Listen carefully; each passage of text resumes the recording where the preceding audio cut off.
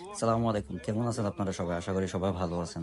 আপনারা সবাই সাধারণত জেনে থাকেন আমাদের জাবালা নূর পাহাড় আপনারা সবাই এটা কম বেশ সবাই জানেন। এখানে আমাদের কোরআন নাজিল হয়েছিল। আসলে এই পাহাড়টার চূড়ায় উঠতে আপনার মনে করেন যে আপনার মিনিমাম আপনার ১ ঘন্টা সময় লাগবে। আপনার নামতে মিনিমাম আপনার মনে করেন যে ১ ঘন্টা সময় লাগবে।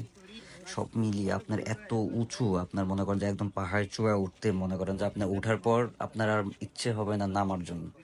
আসলে যাদের সৌভাগ্য হয়েছে তারা আসলে গেছিল এই জায়গায়, যারা যেতে পারছে তাদের অনেক সৌভাগ্যবান। কারণ এইখানেই আমাদের কোরআনটা নাজিল হয়েছিল। অসাধারণ!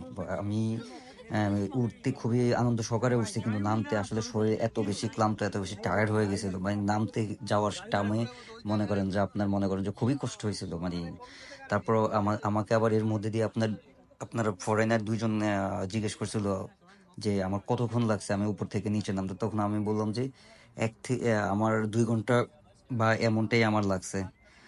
তো উনাদেরও যারা একটু দুর্বল বা যারা একটু তাদের একটু কষ্ট বেশি।